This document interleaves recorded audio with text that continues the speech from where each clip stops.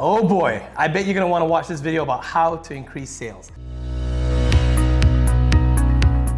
Josh is the #1 expert here in Canada. He is Canada's top CPA and business consultant. Josh, how do we increase sales? Everybody wants to know this. They come to me for sales, they come to you for sales. It's not just about counting. How do we get that, this myth of increasing sales by doing emails and text follow-ups and all that? Is that the way to do it? Well, let's start with the stat. Okay. Because it always comes back to numbers. How do we beat the odds, right? Beat the odds. 87% of executives prefer face-to-face meetings. There's a reason why. 87%, right? Yeah. And so you have a tendency in this day and age to try to sell everything by email. Yep. I will email you a quote. Yep. I will email you a proposal. I'll send you a link. I'll send you a link, right? Yeah. The person is literally on the other end of the line with their credit card, ready to buy, but you just want to delay it. Yeah. You want to wait for them to get a proposal, right? Yeah. And so, emailing proposals is kind of, it's a tool that can be used in very large businesses. Think if you're trying to sell something business to business. Yeah. And that person has, they have a president in that department and several vice presidents and then a CFO and then a CEO and trying to get a face-to-face meeting with all of them because they won't act unilaterally, right? No. Very, very difficult, right? Yeah. Email can be a tool used to do that, right? Correct. But most of you are not selling to that. Yeah. Most of you are selling, direct to consumers. Yes. Or selling to other small and medium enterprises. Well, I mean, even if you had to do that, and I've done some B2B, B2E enterprise stuff, but these days with Zoom, that's where you do schedule the executives together in a Zoom, and you still do it face to face. That's right. If on you Zoom. If you have the option. Right? If you have the option, yeah. If you have the option. Emailing the proposal is your last bit. In fact, there are scenarios where I would never email the proposal. Yeah. If I can't get a meeting, I would not email the proposal. Correct. Right? And so our goal is to sell with as less friction as possible. Yep. Right? Our goal is to make sure that they understand everything, our value proposition that they have, right? So let's take it on a really small level, because there's always 3 levels that I work with people. There are things that should be sold over the phone. Yep. There are things that should be sold on the spot, and there are things that should be sold in a follow-up. Correct. A longer sales cycle type of thing. longer sales cycle, right? And so I generally, most businesses encourage people to have levels on that, right?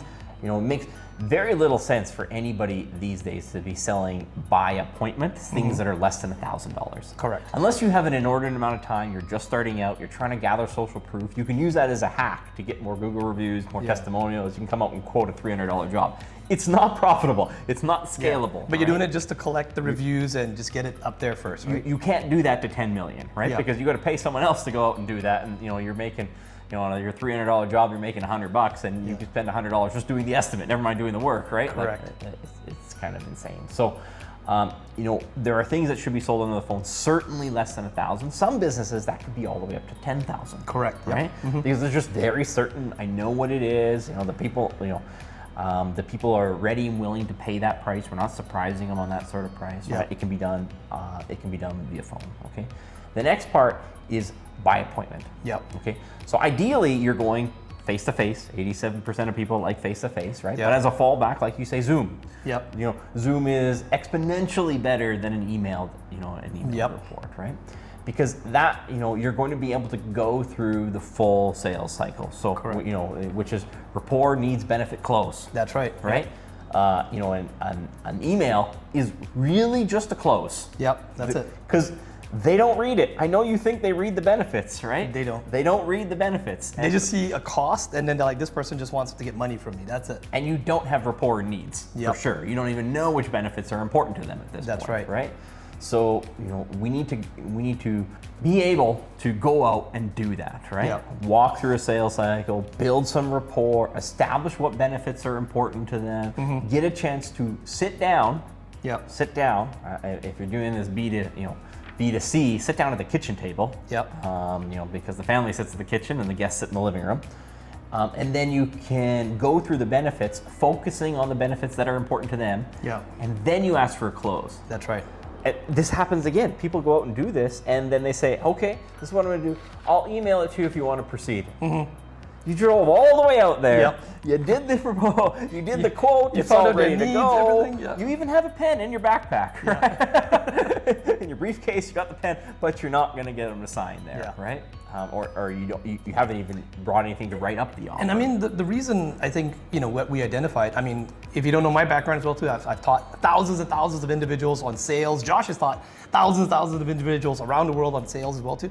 It comes down to we are scared of rejection. Yes. We're scared of rejection. It is the number one thing. If you can get over that, you'll make millions of dollars. But it's the fear of rejection, of getting rejected to your face. That's why you don't pull out the paper and pull out the pen and put it in front of them and say, so where should we go from here? That's right. I've probably been rejected more times than anybody else on this viewership. Actually, the number of times you get rejected is in the direct proportion to how much money you make. Exactly. Yeah. Right? I've also closed more deals than most people watching. And people, they overanalyze this. And I have rookies, right? And we sell accounting packages, and they come in and they're like, well, we could have did this, and it's like, no, that's our package. Yeah. Like, but we could have that customer. It's like, well, or we could reimagine our entire service every customer. Yeah. Or we could just do 3 proposals and sell one every single time for in perpetuity, right? Yeah. So you can just, you should be able to sell on the spot up to a certain price. And that price is wherever you can reliably project the true cost that you have in that. Or at least get a commitment of some sort. Get a deposit, get a down payment, get something, right? That's right.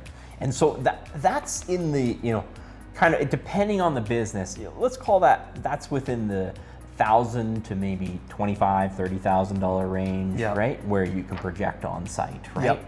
Yep. Then you have your last level, and this is where it actually is going to take you some significant consideration before you can actually come up with a reliable cost. That's right. You're going to need to go back and do calculations. You're going to have to source supplies, different things like that. General contractor. Yeah. They're ripping out the entire interior of their house, selecting different finishings. You don't really know you might have a reasonable projection, but it's not good enough to execute a contract on. Or build a whole new home on a plot of land or something. Exactly, right? And this is key too. So when you have that, your next step is not to say, oh, I will email you a quote, because now this is your most important quote. Yes. So now if you've gotten all the way to here where I can sell some on the phone, Yep. the really small projects, and then the medium-sized projects I can sell on the spot. Yep. But the very large projects, I'm going to sell those ones by email, even though those are That's the biggest one. difference, right? So with those, you book a follow-up appointment. Yeah. You book a follow-up appointment. And what that allows you to do is you separate the tire kickers. Yep. Right? Just like you don't want to get rejected, they don't want to have to reject you either, right? They might have known within the first 5 minutes that you're not the right fit for them, right? That can happen. But they didn't want to tell you to your face yet. That's right. And so imagine these are the quotes that you're going to spend 2, 4, 8 hours on some of them. Maybe even a whole week to get answers and different things. Yeah. And they won't, take the time to schedule another follow-up meeting with you. That's a red flag. That's not the best investment of your time. Yeah. Right. Ultimately, we have to treat each one of our hours as a golden nugget, right? Yeah. And we only spend them on the most valuable. And so, by the way, Josh is quoting from the book here. You know that this is his book called The 100 Myths versus Chainsaw. And so there's 100 myths in here that we as business owners, you're watching this video, you're a business owner, and if you follow these myths, if you don't listen to them, you don't pay heed to them, you'll end up in the 96 that fail. But if you pay attention to the advice that Josh is giving, you'll end up in the 4%. So that's why we're quoting this quote here from myth number 59 that says that emailing proposals are as effective as in-person proposals. So we're trying to present to you the benefits of doing it in person. So you have them, and then you're going to try to schedule a follow-up proposal. And you might get an objection to that. Yep. Oh, can you just email it? Don't take that rejection. Don't take that. What you're going to say is, respectfully, Mr. and Mrs. Smith, we take our time to go through this, and I want to make sure we have an opportunity to go through it together. That way we're both on the same page, with the project that's going to occur, because it's a pretty significant, decision, right? That's right.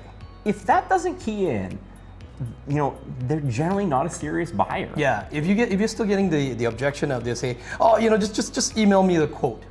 Especially if they're saying that, it's a very polite way that they're saying they're probably shopping your competitors, and they're probably already going to reject you.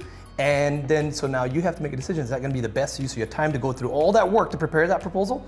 with a very high likelihood that they already made a decision not to work with you. Yeah. And they're just too polite to tell you that. So even for me, I would actually sometimes say to a client, if they say that to me and I would politely decline, I'll just be like, look, Mr. and Mrs. Smith, if you're not willing to sit down and go through these details, because these are important decisions, I need to make sure we get all the facts correctly, and adjust them on the spot with you. It's my obligation to do that. And if you're not willing to invest that time, usually it's because most of the time you're not ready to make a decision, or you just don't want to say no to me, and that's okay. That's okay. Maybe now it's not the right time for us to work together, right? You can just let me know that, and I'll give them the permission to say no to me right there. So then I just saved myself a whole week's worth of making quotations and researching stuff and getting my suppliers to supply me stuff. You could have done 8 hours of more marketing. That's have right. The phone ring 10 more times. That's right. And many times, believe it or not all the time, but 50-50, they'll actually say, yeah, you're right. Actually, we're not really ready. We don't have the budget. We're just kind of shopping around and getting some prices right now. Yeah. And so now you've gone through all of those things. Yeah. Usually the only emails you're going to send is on number 2 or 3. Maybe depending on the business, you might send it on 1 because you've given them the price over the phone and now you get a decision. But not until after you've presented it and given them an opportunity to buy either on the phone, in person, or by Zoom. Yeah. Once they've had an opportunity to buy and said no, or I want to think about it, maybe even gone further into the objection process on there, depending on the nature of your business.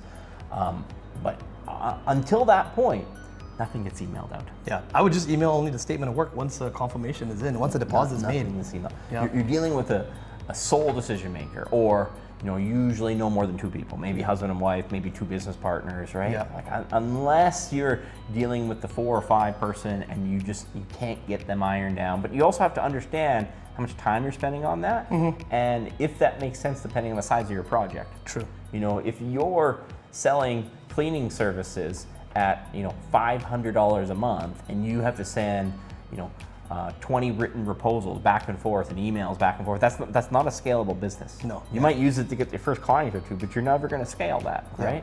Because it costs too much to go through the sales process to get to the decision maker. You're better off spending that time on more marketing that makes the phone ring more times, right? Now, if you're selling something that's $500,000 and extremely specialized, okay, if you want to send some email proposals so you can get the executives on the same page so you can get them into that meeting, chances are it's never going to sell until you get them in the meeting. That's anyways. right. Yeah, they're going to want to ask questions and they're going to probably try to negotiate prices with you and stuff. That's right. And your goal is to actually, with that proposal, is to get to the meeting. Yep. That's usually what your goal of the proposal is, right? Where the decision gets made. But I mean, those 3 steps, email, proposals, and technology has made it so much easier. Yeah. A lot of the project management software that's out there, it encourages email proposal and they can send them out easily. Yeah. That does not mean you should skip the step of trying to sell it by phone, at the point of impact, or in person, or in a follow-up appointment, right? Those are for the email proposals after you've already done that, it didn't work, and you're still giving them a second opportunity to buy after that. Hey, by the way, if you love this information and you find that Josh's information is helpful, go check out some of the other videos here, because we got all the other myths up there in the playlist, and we've even got them categorized by the different categories, whether it's time management, whether it's sales, whether it's marketing, whether it's even management or leadership. Go check them out. And if you'd like to pick up a copy of the book, check out the description below. You can also come meet Josh in person at the boot camp that we do several times a year, but they're getting less and less. Josh's time is getting more precious. So don't miss your chance to come meet Josh in person and meet other Canadian business owners. With that, we'll see you in the next video.